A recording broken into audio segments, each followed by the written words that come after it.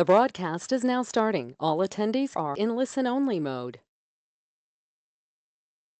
Well, hello everyone and good afternoon. My name is Lakelyn Hogan and I am gerontologist and caregiver advocate with Home Instead Senior Care. Again, I just want to thank you so much for taking time out of your day to tune in and chat with us. Our live chats are brought to you by Home Instead Senior Care, a network of locally owned franchise offices. The Home Instead Senior Care Network offers in-home care with an individualized approach to help keep your older adult loved ones safe and independent at home. And to learn more, you can visit homeinstead.com. Before I get started, I just wanted to go over a few housekeeping items with you all. First, we have muted everyone's lines. We did that so you can kind of go about your day, do dishes, the doorbell rings, the dog barks. You know, we can't hear you on our end. So please do not concern yourself with making too much noise. We cannot hear you on our end of the line. And then we also encourage questions. This is a live chat, so we are taking questions in real time. So please type them into the questions box. You'll see that on the right-hand side of your screen. Please don't be shy. There's likely other people out there with the same question that you have, and we find that all of the questions really do benefit everyone because we talk in kind of general terms about dementia, and we do our best to make all of our responses applicable to multiple people. So please, at any time now or throughout the next hour, please type in your questions. We're happy to take those. And then we are recording today's webinar live chat, so you don't have to worry about taking notes. We'll be emailing out a link to all those who have registered after we get done with today's event. So it does come in the form of a YouTube video, so you can even share it with anyone that you think might benefit from hearing the live chat, or if you wanted to rewind to or fast forward to a spot that you really liked and listen to it again, you'll have that opportunity. And again, that recorded link will be sent to you via email after today's chat. So that covers our housekeeping items.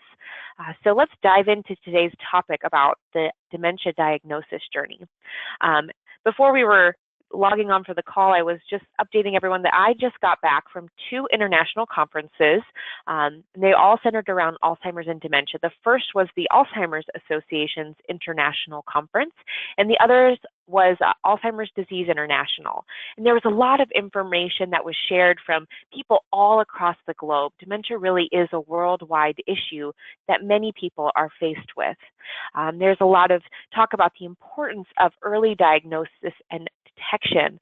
And many times people talked about this early diagnosis and detection as a way for families to get resources, to gain information, and in some cases get drug treatments that might help to reduce some of the symptoms they're experiencing, higher level of medical attention. So that's why it can be so important to get your loved one diagnosed, or if you're suspecting that they're having cognitive issues, to get them to the doctor for an evaluation. And also, if there's a diagnosis, you can participate in some clinical trials, which I'm sure we'll be talking about here throughout our chat. But despite how or when you get diagnosed, for many people it can be a long journey, can have some ups and downs, a roller coaster of sorts. But today we're really lucky to have with us an individual who's an expert really on the dementia diagnosis journey, as he has lived it himself. So I'm joined today by Michael Ellenbogen. He's a world-renowned advocate for individuals with dementia and speaks openly about his own 20-plus year dementia diagnosis journey. Prior to his diagnosis, Michael was a network operations manager for a Fortune 500 financial institution. At the young age of 39, he was told that his cognitive issues were due to stress. And then at the age of 49, he was diagnosed with young-onset Alzheimer's disease. Michael became involved in numerous local, national, and international organizations, lending his voice and experience to help advance Alzheimer's research and advocate for support. He was featured in Alzheimer's Disease International's 2012 World Alzheimer's Report and has represented people living with dementia at the World Health Organization. He also wrote a book about his journey entitled From the Corner Office to Alzheimer's. And at the age of 59, Michael received a new diagnostic test that delivered somewhat shocking results. And so I'm going to stop there, leave us with a little cliffhanger, and pass it over to Michael to share the rest of his story. But Michael, thank you so much for joining us today, for coming back this year to do another live chat. We're so happy to have you. So welcome. Well, thank you for having me, Lakelyn. It's a pleasure to be here. Well, the pleasure is sincerely ours. But to get us started, I thought I'd let you kind of share your diagnosis journey. I mean, I touched on it just slightly, but if you could maybe expand upon that and then share with us the more recent news that you've received in your diagnosis journey. Sure. Well, it was, I guess, about the age of 39 that I started experiencing some memory issues that I didn't think were normal at the time. And some of those issues that I was having was just remembering 4-digit extension numbers, remembering my direct reports' first names. I was actually struggling to come up with their names at times. And also acronyms in my field. So it was a real concern for me because I was kind of the go-to person within the organization, and people looked upon me as always having the answers, and I was struggling for them. So I proceeded to go to see some doctors to try to investigate what the issues were. And I spent, I guess, about 3 years with various doctors, and sadly to say, they really couldn't come up with anything. They were just saying that I was stressed or depressed, and they were contributing that factor to the job that I had, which was a very stressful job. But for me, to be honest with you, it wasn't stressful. I actually thrived on it. So it became very frustrating, and I kind of gave up on doctors for a while. Because of not being able to get the proper diagnosis, and I did know there was something wrong.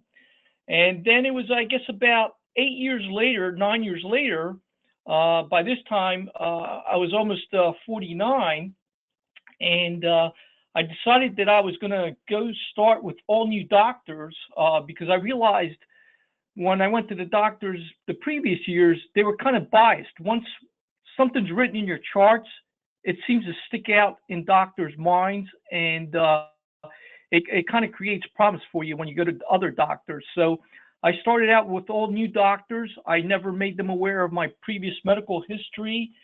And this time, they were able to identify through a PET scan, and also with the help of my wife, who happens to be a medical nurse, that it was pointing to either semantic dementia or Alzheimer's. And further test, I was sent to NIH, the National Institute of Health, because they had a study there for semantic dementia. And they came back with the conclusion that it was most likely Alzheimer's. And at 49, I ended up leaving the last job that I had, and I was kind of forced into retirement. I should say my previous job I ended up getting fired from because at that time we couldn't figure out what the issues were, and it did end up contributing to my problems. And most recently, I guess about 5 years ago, they came out with a new test called an amyloid PET scan. And that test was a very expensive test. I think it runs somewhere around $10,000. And I was trying to get in a study that performed that test so I can get the test for free. And I was very fortunate that I guess it's probably a little bit over a year now that I was able to get into a study by Eli Lilly that they had. And it was a test that they were trying to look to get people, by being proactive, having this test, so to determine whether they would have amyloid or not. And if they did, they would go into the possibility of future studies. So they were just trying to be proactive, which was really great way to start to try to identify people who may have Alzheimer's. Well, I have to tell you, I was going around for 10 years saying I had Alzheimer's, and I finally got my test back, and the test came back that I did not have the amyloid pathology, which was a real shocker to me. To be honest with you, I almost felt like a fraud, because for almost 10 years out there, I was out in the public eye telling everybody that I had Alzheimer's. It took some adjustment. I will tell you that. They came back, and they weren't able to tell me anything definitively. However, they tell me I fall into this new category called SNAP, S-N-A-P, which stands for Suspected Non-Alzheimer's Pathology. And based on that, that's people who tend to have the same symptoms as the folks who have Alzheimer's, but yet they don't have the pathology of the Alzheimer's. They're finding out that about 33% of the people who are taking this test fall into this new category. So I think at this point, this category really doesn't mean anything other than that it's something new. And there's also the possibility that I have semantic dementia, which is what they originally thought back 10 years ago. And when I got this test, that made me think about another doctor who had looked at all my records about a year before I had taken this test. And he swore up and down after looking at everything that they also had made an error. And he thought that I had semantic dementia. So to be honest with you, I really don't know what I have. At this point, I'm going to have to say that I either have the SNAP or the, semantic dementia, but I've kind of given up on trying to figure it out. It's not worth my time because the treatments are the same. So at this point, it really doesn't matter to me anymore. I'm just trying to live my life. Wow, that is quite the diagnosis journey. And I thank you so much for sharing that with us and for sharing kind of the emotional side of it too, because I'm sure it has been, as you mentioned, a challenge to think you maybe have one diagnosis for a while and then be told something else. and it's interesting to also kind of hear how the science has changed over the course of your diagnosis journey, because you had mentioned, a new test came out, and so you were able to, eventually qualify to get that PET scan to, further look into what the new science is saying, the amyloid. And there's so much talk about the amyloid and the tau and the plaques and the tangles.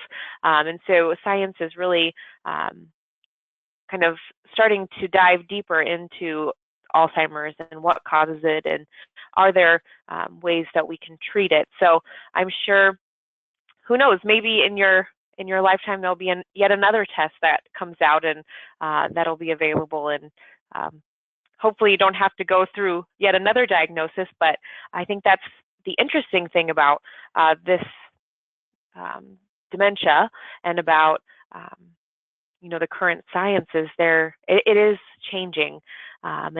And as I was just attending this conference, they were presenting new science, many of which went over my head. I'm not a neuroscientist by any stretch of imagination, but it is encouraging to know that they are working really hard on trying to get to the bottom of it for people like you, Michael, who are trying to get an accurate diagnosis. Would you say, Michael, that once you had a diagnosis, maybe the first time around, did you feel that it was a benefit to you to kind of have a diagnosis, to know the reasoning behind some of the symptoms you were experiencing? Absolutely. I have to tell you, the biggest frustration for me was going about it for almost 10 years, knowing something was physically wrong with me, but I couldn't identify what was wrong with me. So I guess looking back at it now, I mean, I'm glad even that they made the error at that time, to at least give me some type of diagnosis, because that at least made me decide that I had to take some action. For me, it was also a relief that it wasn't that I was going crazy, that there was something physically wrong with me. I think it's important to get that diagnosis and to be able to get that diagnosis as early as possible. And as you said, the science is changing. They're learning new things every day. And, I do believe we're going to get better and better as we go further along the years as they're studying this. And that's the benefits. You want to use all the tools that are available in your tool belt and take advantage of all the different tests. I'm very lucky because I was fortunate to be able to take all these tests. Most people don't have that luxury. And, there's many people, I'm sure, who are out there who probably have been misdiagnosed also. Yeah, it makes you start to wonder. But I would say, to your point, the earlier the diagnosis you can get, or at the early signs of the symptoms, the better off really the person with dementia is. And would you also say, Michael, that it was a benefit to your family knowing? Did it help them better understand what you were going through, or were you provided with education or tools or resources, those types of things after a diagnosis that kind of helped not only you but your family members as well? Well, it was definitely a benefit to the family. First of all, what it did for us is it should have been a lot easier after we got the diagnosis to figure things out. Sadly to say, it wasn't. Lucky my wife, again, it was a medical person, so she knew where to go to get information. But we had to really dig into the information. I mean, I knew of Alzheimer's, but I really didn't know that much about it. To be honest with you, I didn't know it was a progressive disease. I didn't know one can die from it. So they were all new things that I learned. At first when I learned that I had Alzheimer's, I thought it was the greatest thing that I was able to figure things out. But then when I figured out that it was progressive, it wasn't so great anymore. But it's one of those things that you have to learn to figure out what all these different things mean. And you have to start figuring out your planning for your living wills, and how you want to live out your life in the future. Once you start to progress downhill from this disease. How you want to provide for your family. There's all kinds of things that start going through your mind once you figure these things out. So there's a lot of different planning that you have to really take in consideration, and it helps to have the diagnosis as early as possible, because you really want to do this when you're mentally competent to be able to write those things out and to be able to ensure that the things are going to be acted upon for you the way you want things to be done.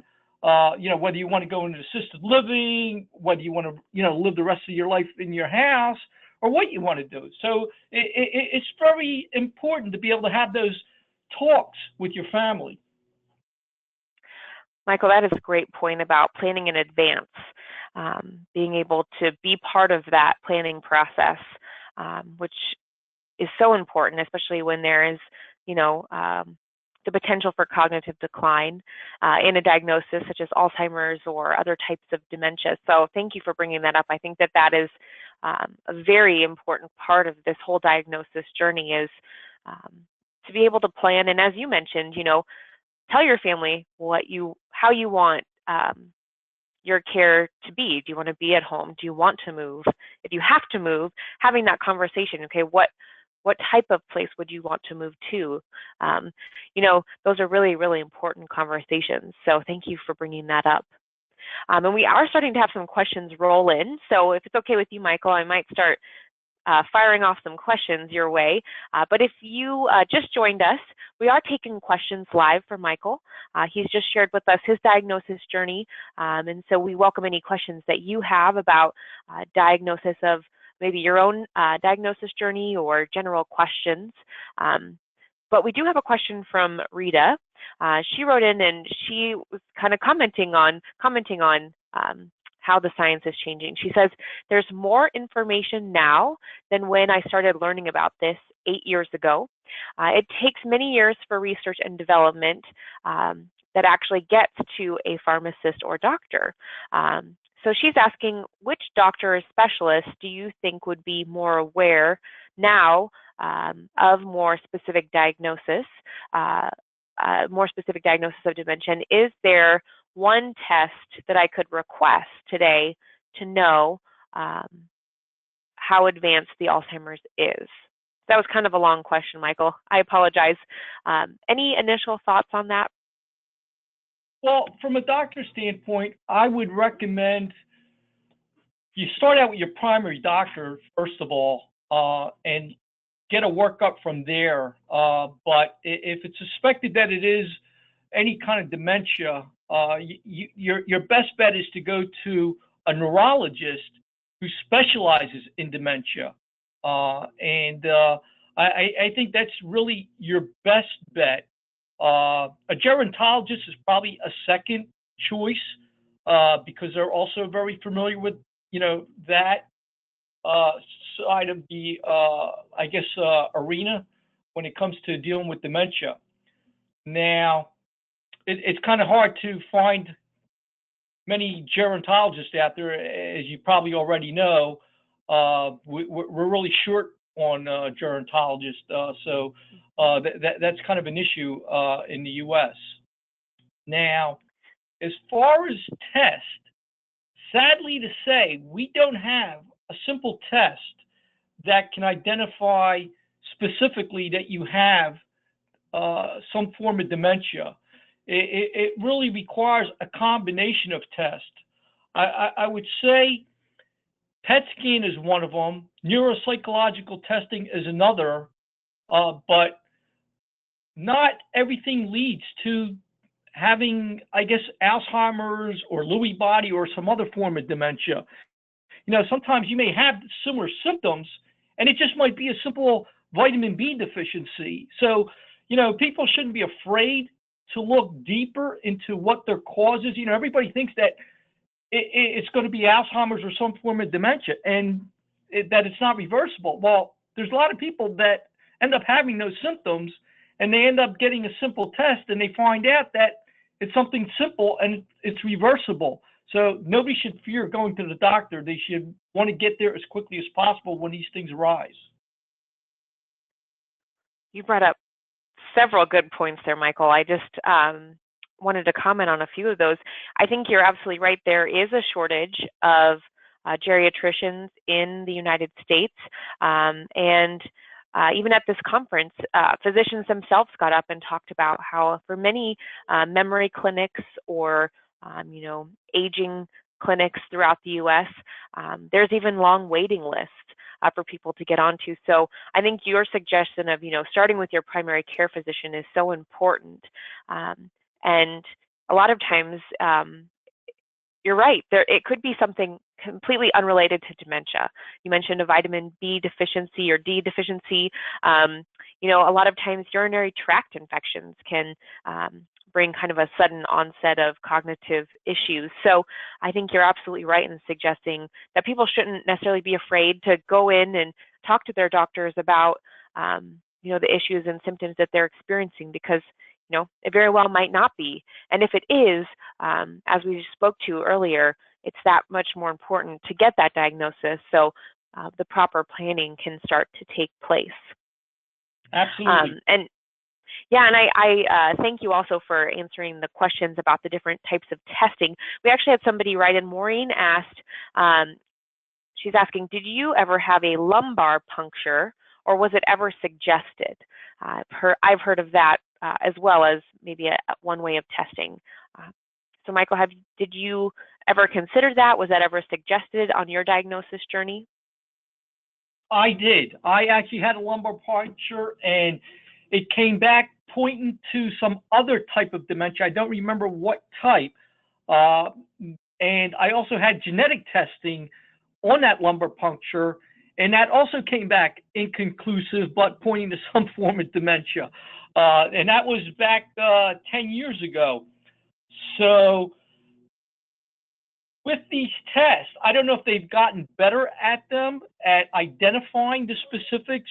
I can tell you when I had it done, they did not look for all the different things, because I have spoken to some doctors who perform that test now, and they told me they do look at things a little bit differently nowadays. So again, as the science changes and they know more, they look for different things, and I think they are getting better at doing it. I have not had one frequently, and I got to be honest with you, I don't like those tests.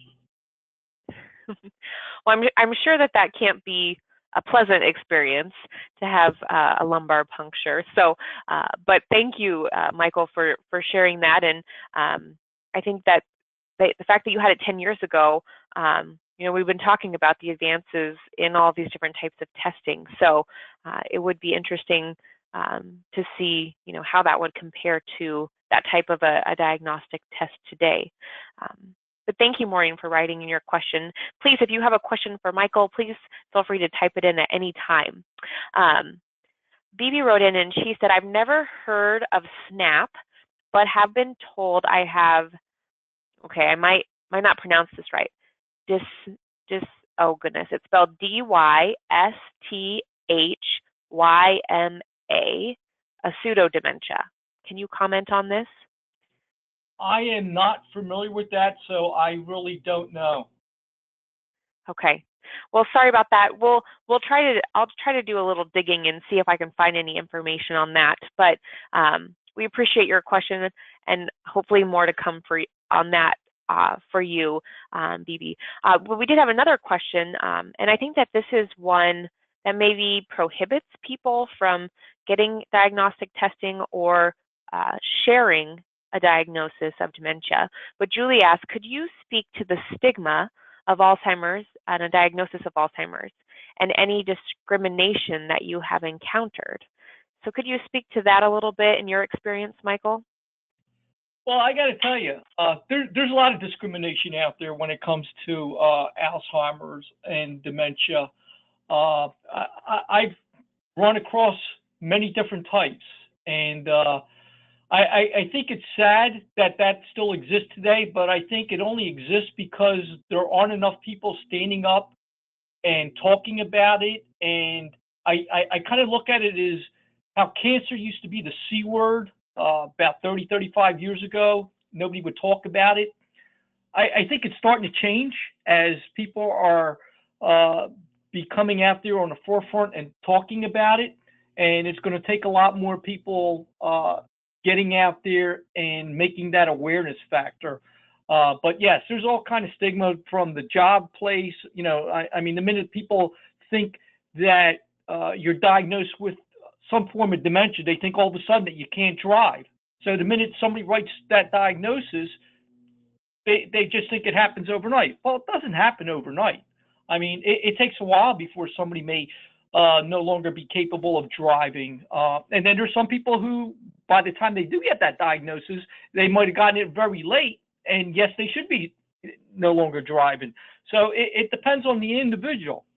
You also have the idea that most people tend to think that, I guess, dementia is something that only affects the older person. And again, that's not true. There's many young people at the age of 29. I know at least 2 people that had it at that age.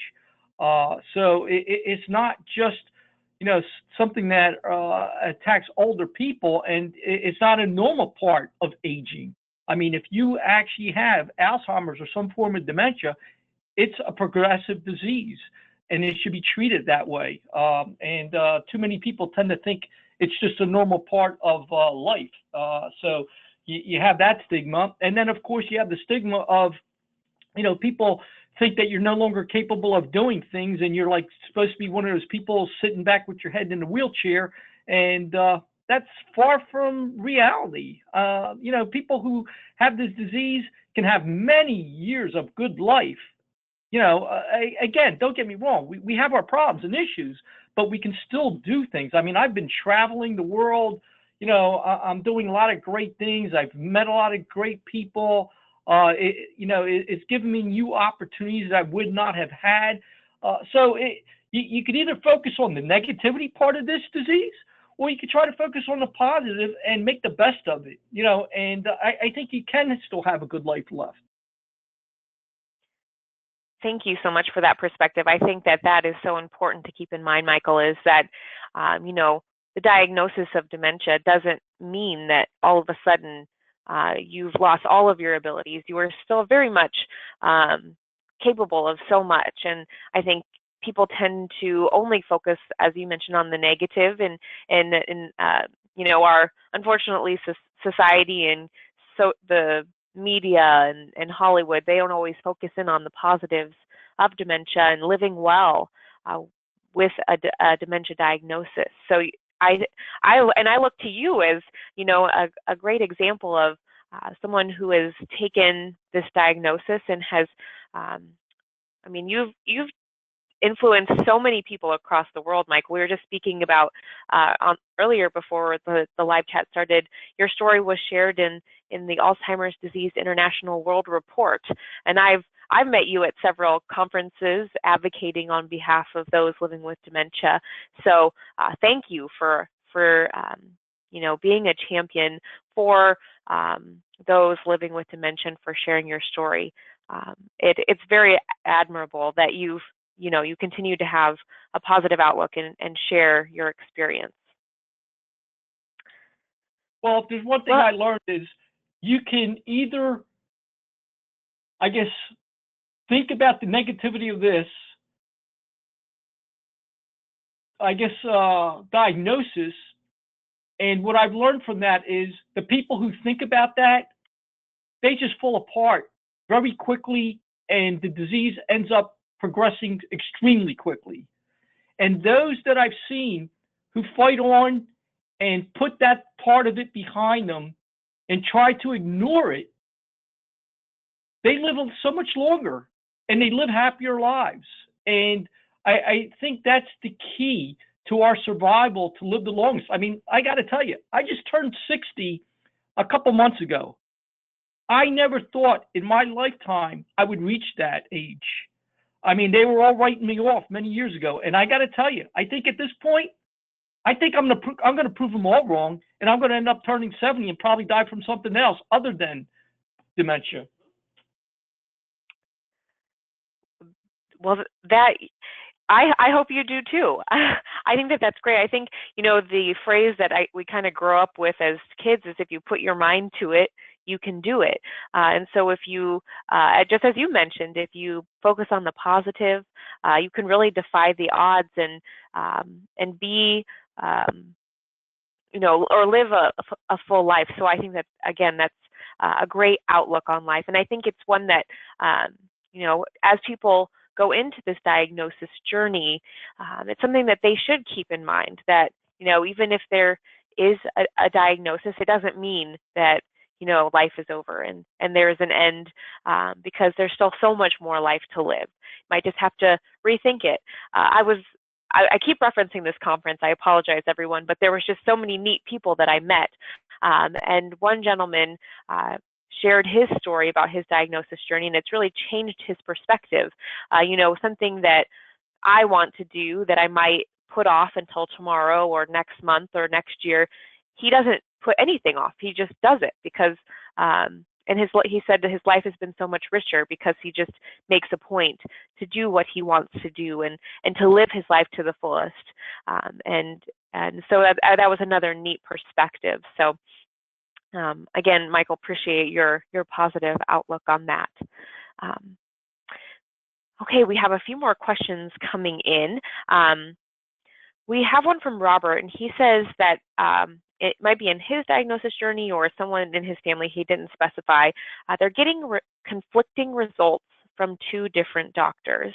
So he's asking, how do you handle conflicting information from doctors, and who can you trust? Do you have any thoughts on that, Michael? I have to tell you, that's a tough question. I talk to so many people who get misdiagnosed or they don't have everything that they need, and it's hard. First of all, it really matters where you live. I mean, if you have access to one of these big universities where they do studies and things like that, that's probably the first place to start to actually get either second opinion or go there to get an opinion. I recommend getting at least 2 opinions from top doctors, no matter what you have. But you also have to do a research yourself and try to figure things out. And you know, one nice thing today is, we have tools online that allow you to do video conferencing. So you can actually have a meeting with some doctor remotely and be able to do some of that if you have to. Or I recommend it's worth it to do the travel and set up all your appointments in a row to a bigger city where you have facilities like that.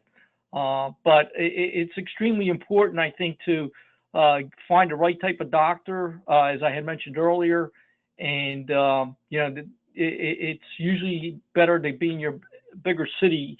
And I would also reach out to places like the Alzheimer's Association. They may be able to also help point you to where some of these bigger doctors may be. And when I say bigger doctors, all because a doctor was the top in his profession in dementia years ago doesn't necessarily mean he's still a good one now. So you have to do your research. Michael, that's a great point to reach out to the local Alzheimer's Association. I know that on their online resource, the Community Resource Finder, I believe that there is a section on there where you can search for a local neurologist or physicians that specialize in dementia. So you might want to visit that tool as well to see if there is any information there that would be helpful to you in finding someone more local. And you had mentioned sometimes it's worthwhile to travel to a bigger city. And we know that in rural communities, there is sometimes a lack of medical professionals that specialize in dementia. And I think you brought up a great point, the video online conferencing. And that's probably something that wasn't available, even 5 or 10 years ago, but could be a resource for families as they think through options. If travel isn't available to them, perhaps a video conference is an option. So some great suggestions for families there. And we hope, Robert, that helps you in your journey. And we do have a question from Paul. Oh, go ahead. Go ahead, Michael. Sorry. I just want to add something. I just spoke with the lady who she was in Anchorage, Alaska, and she was misdiagnosed. I mean, you could tell right away that she had some serious form of dementia, yet she did not have the resources in her area. In fact, I even reached out to doctors in that area who deal with neurology and dementia, and they could not even come up with some key doctors out there. Now, again, I have some luxury because I happen to know a lot of high-level folks in this arena who are able to be very honest with me and tell me, hey, Mike, there really isn't anybody out here. So that's the kind of work you have to do to sometimes try to identify. You might want to go to other doctors and say, hey, is there anybody you would go to if you were in this area that you could recommend? And they'll usually tell you, well, I wouldn't go to somebody here. I would probably go to this doctor over, in this state. So that would be what I would suggest to folks. Thank you, Michael, for that added comment. And I do want to also be sensitive to people who are, further along in their Alzheimer's disease journey, who maybe their loved one is in a more advanced stage of dementia. We know that, there's different challenges that come along the dementia diagnosis journey, and there are people at every stage throughout this process. Maybe they're just getting the diagnosis now. Maybe they've had the diagnosis and their loved one is really advanced through, the progression of Alzheimer's. And that post diagnosis and that progression phase can be, there's a lot of emotions that come with that as well. And so I just wanted to put that in there. I know Holly wrote in and had just asked that we be sensitive to people, really across, this whole journey. And so Holly just wanted to let you know that there are lots of resources out there for people, along the whole diagnosis journey. And we just want you to know that, towards the end, we'll have a resource slide where you can go to get more information on those resources too. So I know we've been talking a lot about more of the kind of diagnosis journey and people who are probably at the beginning stages of getting that diagnosis, but know that there are many people out there all along the dementia diagnosis journey. So thank you for your comment, Holly. We did have another question from Pauline. She said that she's very scared of getting Alzheimer's. Her grandmother, aunt, and mother all have it. And she sees frightening similarities in the symptoms and have been told that early detection is a key, yet the doctors say that there's nothing that they can do. So she's asking, what can I do as a member of this family? Michael, do you have any thoughts or comments on Pauline's situation? Well, that's a tough one. I got to tell you, the first thing I would do if I thought that I may get this disease, the things I would probably do is I would make sure I would have everything placed in order, God forbid, something was to happen. And what I'm saying by that is I would have all my financials set up, living will set up. I would ensure that I would be extra cautious on my health and eat the proper foods. I would probably make sure to exercise. Again, this isn't specific to helping Alzheimer's or dementia. It's the good health overall. But they're all things I would probably do.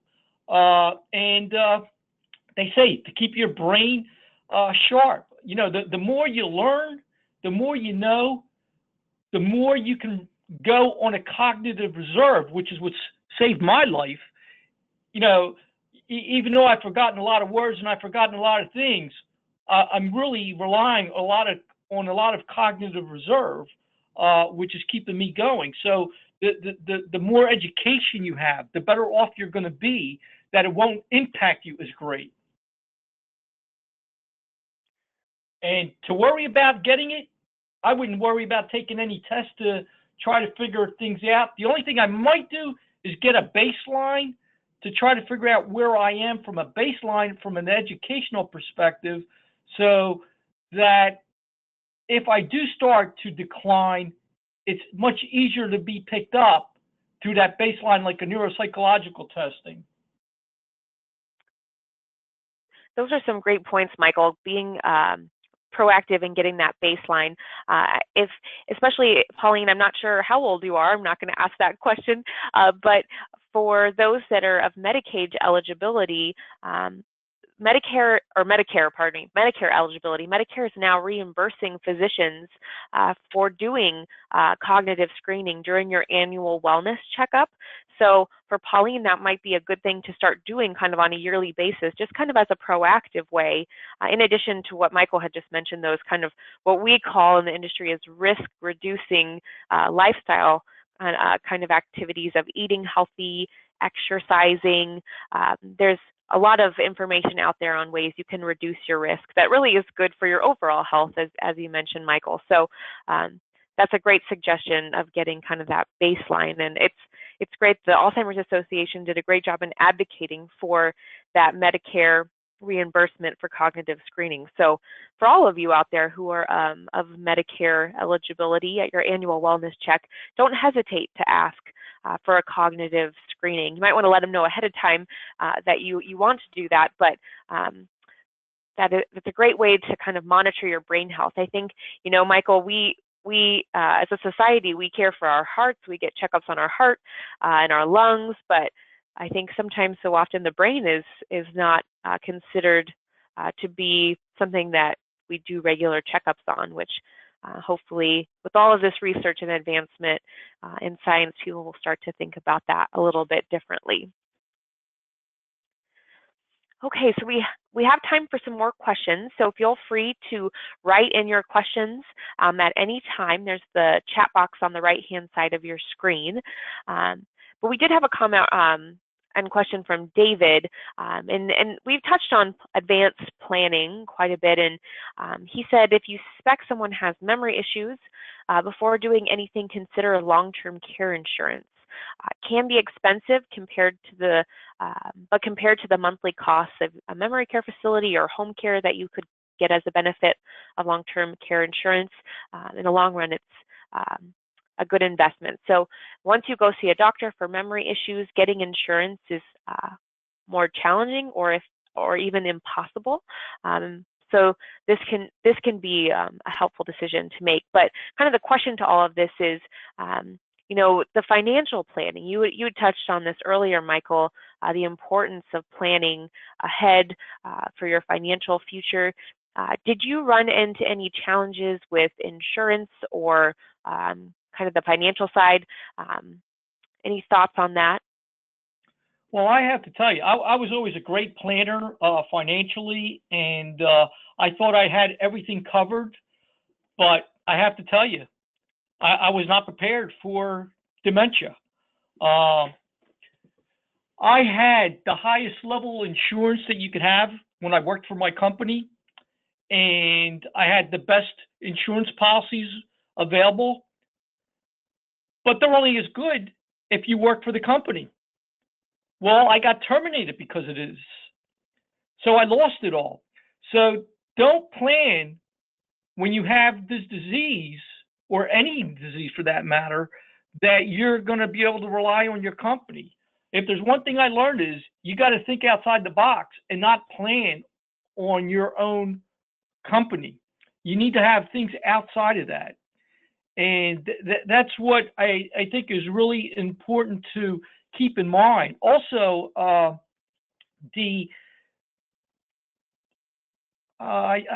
not sure what they're called, the planning for your health, like a health directive.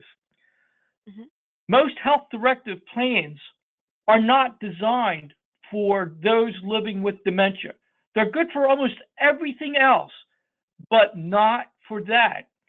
So, in my opinion, I think everybody must have one of those, because God forbid, you don't know what's going to happen to you in life. And you could just be in a car accident and bang your head seriously, and you could end up getting some form of dementia out of that. So it's important for you to have that in place while you're still of cognitive sound mind.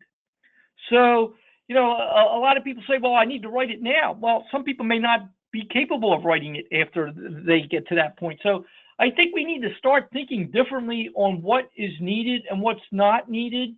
I particularly used to do all the stock trading, and I used to know all these things. In fact, if you ask me today, I don't even know much about it anymore. I had to have my wife take that over, and she couldn't do it, so we ended up having to pay somebody to do it. And to be honest with you, I'm not sure they're doing it right, but we have no choice in the matter at this point, and we have to rely on somebody.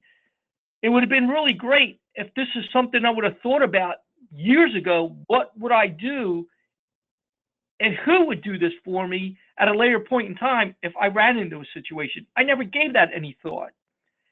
And I just assumed that my wife could handle something like that, and I was wrong, totally wrong. So it's important to think about things that you would never think of, and getting that insurance and having that insurance, for possibly kicking in to help you if you have to go into a home or something. They're all things you really need to look at. They're things I overlooked. Michael, I totally agree that it's important for people of all ages to plan ahead in case of an emergency or these advanced care directives or advanced care planning, ACP is kind of the abbreviation that's used widely. And there's a variety of websites out there, like the Conversation Project. I think it's conversationproject.org. That's a whole kind of website campaign that helps families think through, those kind of end-of-life conversations, those planning phases, and the Alzheimer's Association has some good resources on planning as well. But I think, Michael, you bring up a great point that we really should all, no matter our age, think about our end of life wishes. And Homestead did a campaign recently. It was called Compose Your Life Song. We wanted to try to bring a little lightness to the topic of discussing your final years, but we talked a lot about how people of all ages should be, thinking through, what they want their final years to look like. And those conversations, they can be hard to have, but sometimes as you're going through this, I hear a lot of times, the family caregivers especially see that their loved one maybe wasn't able to dictate their plans.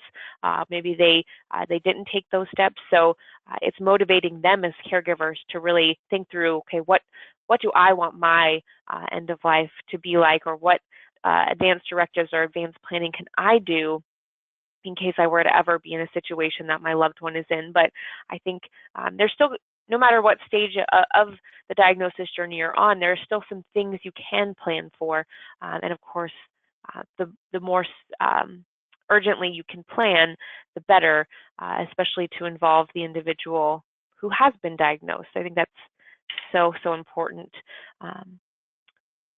And as we move into the last kind of 10 minutes, I might flip to the resource slide so we can just highlight some resources that we have for you if you're wanting more information. But and Michael has his own website, so you can always visit him.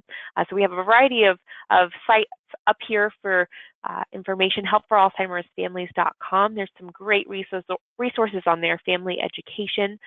We have a Facebook group. I think, Michael, have you found it helpful to be connected to other people living with dementia? Has it been helpful for your wife to be connected?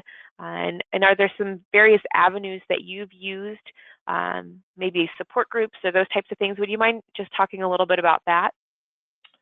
Well, I have to be honest with you. For me, the social network has not been something I really enjoyed. I did it just because of my advocacy, but it was really great to be able to reach out to other people who have the disease, to be able to learn the different issues that they're experiencing and things like that. So it helped me better understand what I had to do from an advocacy standpoint. And it also gave me a great opportunity to be able to reach out to many caregivers and understand the difficulties that they run into and things like that. We both went to a support group here locally that was given by the Alzheimer's Association, and it was good, but it just wasn't the type of thing that my wife and I needed. Again, she's a medical nurse, so she's used to doing things and dealing with grief and things like that. And for me, I kind of get all my advocacy helps me really kind of channel, I guess, my things of this disease through that. And it kind of helps me that way, just being able to speak to people like you here today. So, for me, it's not something that was helpful, but I do know to many other folks, it's very helpful. So I think it depends on the type of individual you are. That is a great point, Michael, that, you kind of have to find the support that best meets your needs. So for some, it could be the in-person support groups. For some, it could be advocacy as an outlet for, that kind of support or interaction or engagement. And then, some people like online groups. We have our Facebook group, but there's a lot of online kind of support groups and chat rooms that exist out there. So I think you're right, it's kind of a matter of finding what works best for you. And one thing we haven't touched on yet, but I did want to make sure that we talked a little bit about, you had mentioned that you got into a clinical trial with Eli Lilly, but on the slide here we have the Antidote website, where I believe it helps people kind of figure out maybe which clinical trials they would qualify for. But Michael, would you mind just speaking a little bit to clinical trials and why it might be important for somebody to engage in a trial? Absolutely. I have to tell you, clinical trials are extremely important. In fact, for me, I was in many clinical trials. The big problem for me with that was I was the person who contributed to the failure of all those clinical trials. And what I mean by that is I got into clinical trials that they were trying to get rid of amyloid because they thought I had Alzheimer's. So because of that, it turns out I didn't have the amyloid. So therefore, there couldn't have been any change in my diagnosis. So that's how I contributed to the failing. That's why it's so important to get in these clinical trials, because you can get a lot of, as the science becomes better and better, you get to know newer things, and it helps identify what you have. So it's extremely important. It's also extremely important, not for the person who actually is living with the disease, but it's important that these folks get involved in these clinical trials, because what they're doing today may help a future family member who may eventually get this disease. You know, most people think, well, it ain't going to help my loved one now, so why should they do it? Well, if people don't get in these clinical trials, well, we're not going to have people involved so they can identify how to fix this disease. There's not that many people out there. So it's important that we do everything that we can to help the science. And while it may not help us, it will help our future family and our friends, that when they finally if they get this disease, hopefully for them, there'll be a cure. So I think we need to change the mind thought of why we get in these trials. I absolutely agree with that, Michael. I think, you know, clinical trials help us get closer to a cure. And sometimes people see, especially in the news recently, there have been some successes, but there also have been some failures.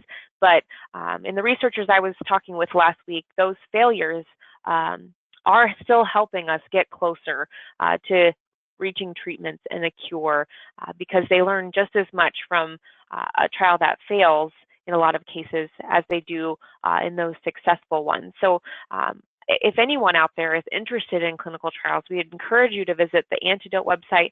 The Alzheimer's Association also has their trial match site. But you know, even those living, they even need healthy people for these studies. A lot of times for the control groups, if you have any family history, you can engage in clinical trials. And Michael, I think sometimes when people think of clinical trials, they think of they have some maybe negative connotations, but I heard you mentioned, you know, you've had positive experiences with clinical trials. What would you say to somebody who's maybe a little skeptical or hesitant to join a clinical trial because maybe they have that kind of negative perception of being kind of a lab rat of sorts? Well, I have to tell you, first of all, that between the two sites you just mentioned, that Antidote site is the best. In fact, that's where I was able to find to get into the last trial that I was in, which helped me drastically. But when it comes to clinical trials isn't necessarily all about taking some kind of medication. It could just be studying you and figuring out different issues about you. Like I was in a clinical trial that lasted one day that was just about smelling things. And in fact, I was the last person in that clinical trial. And because of me finishing it, they were able to find a new way of identifying possible ways to track people who may have Alzheimer's just by smelling certain things, because they realized you lose certain sense of smells. So it's not necessarily that you're going to have to take a drug. It could just be giving them information. They could just be watching you to find out how you do things. There's a lot they can learn. So and like you said, there's people who get in these clinical trials that there's nothing wrong with them, and that's what they want to study. So I think it's important for people to be very open-minded when they think about clinical trials, and to investigate them. And there's different kinds for different types of people. Michael, that's a great perspective. I mean, you're right. There's so many trials out there that don't require you to do anything medical. It might be there's even caregiving trials out there where they're studying family caregivers that are supporting a loved one with dementia. So there's so many different ways that people can get involved. So again, if you're out there and you're considering a clinical trial, we encourage you to just visit that Antidote website to see if there's any in your area that you might qualify for, and then you can get information to learn more. And I'm just going to flip here to our last slide quickly. We're just about out of time, but this has been such a great live chat.